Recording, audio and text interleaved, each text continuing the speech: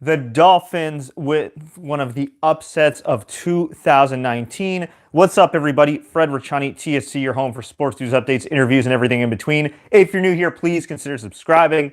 Some of you may know we've been covering the Miami Dolphins pretty damn closely this year. And at the beginning of the year, beginning of the season, there weren't high hopes. Brian Flores looked like a lame duck coach, looked like a Bill Belichick disciple that was destined to fail, much like Josh McDaniels and others that followed Bill Belichick's lead. There were talks about tanking. There was a quarterback controversy. They traded for Josh Rosen and for whatever reason decided to play Ryan Fitzpatrick, who's been in the league for like 15 years. All kinds of question marks, but this team all throughout the season has proven that they are better than their record. Now, maybe not all throughout the season. The first few games were pretty damn rough. But over time, they won a game, and another game, and another game, and another game, and improved to 4-11. And here they are, week 17. Brian Flores could have kissed the rings of Bill Belichick. Brian Flores and his team could have just laid down, said, you know what? We haven't won in Foxborough in years, and it's the New England Patriots, whatever. Let's just not take this seriously. But no. Whether ownership wants to tank or not, the Dolphins players, the coaching staff said, hell freaking no. And the Miami Dolphins, believe it or not, upset the New England Patriots in Week 17, 27-24. I repeat, 27-24. Now, why is this significant, folks? It's significant because this is a game that determined whether or not the Patriots would clinch a first-round bye. And guess what? By losing this game, by the Kansas City Chiefs winning their game against the hapless LA Chargers, the Chiefs are now the number 2 seed in the AFC, which means they get a bye week, which significantly increases their chances of making the AFC Championship game and, of course, the Super Bowl. Whereas the New England Patriots, for the first time in several years, have to play in the wild card round, meaning that Tom Brady's old ass has to play at least 4 games to get that Super Bowl ring, should he get that far.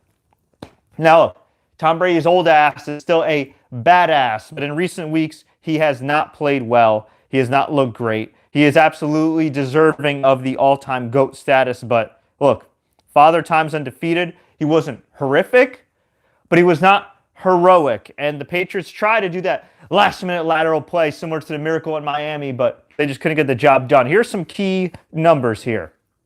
Ryan Fitzpatrick, 28 for 41, 320 yards, a touchdown, no turnovers, quarterback rating of nearly 100.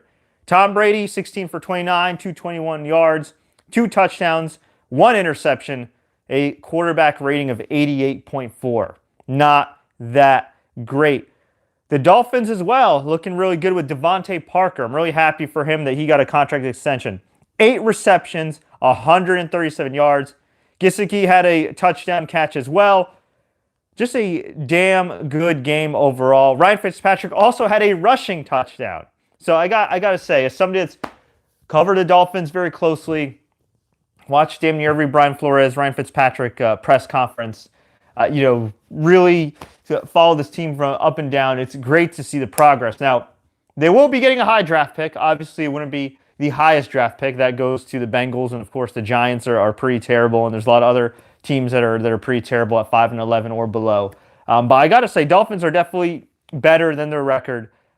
Maybe that record would be 7-9, 8-8 if they won a few of those close games down the stretch. But still, compared to where this roster was at before, compared to where it was at when they traded Minka Fitzpatrick, when they got rid of Kenny Stills and all these other dudes, compared to when they decided to bench Josh Rosen, which I still find a little mind-boggling. Man, great job overall by Brian Flores. I mean, I didn't expect this team to win a game, and if I did, it would have been against like the Jets, and maybe they would have gone 1-15. I saw them going 1-15, 2-14 at best with this roster, and man, these young cats and this coaching staff has stepped up. So I sincerely hope, and I do think that Brian Flores will get another shot to coach this team now with a high draft pick. I do sincerely hope that they continue to improve because it looks like they're having fun out there. And I actually do hope that they retain Ryan Fitzpatrick. I don't think the guy needs to be your full-time starting quarterback. I think he's a perfect backup. He's a great locker room guy. He's something that I've been highly critical of in the past, but seeing the way this team has reacted to him, seeing the fact that he was just voted team MVP, you got to give props to him. He's a great success story in the NFL, being a 7th-round pick. Again, he doesn't need to be your franchise's savior, but he's somebody that I would want as my backup and somebody I would want in my locker room. But again, you don't want to gamble the whole franchise on him. But well done to the Miami Dolphins. As for the New England Patriots, look, they're more than capable of winning the wild card round. They're more than capable of going all the way. You can never truly count them out because Bill Belichick said what we want about him is a genius. But the road just got a hell of a lot harder for the New England Patriots. And let's keep it real here. Patrick Mahomes, low-key, has played fantastic this season. And he's still young. And, well, Tom Brady ain't so young anymore. But, folks, I want to hear from you.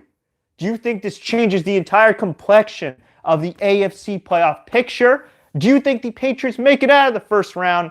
Do you think the Chiefs will be one and done or return to the AFC title game? And also, where do you see the Dolphins going from here? And who would you draft if you were Brian Flores and the Dolphins? Let me know. Leave a comment below. If you enjoyed this update, like, share, take care. We'll be having some Miami Dolphins press conference footage later this week on all the aftermath of this game, this huge upset. Until next time, everybody, don't forget to subscribe and enable notifications for more updates like this.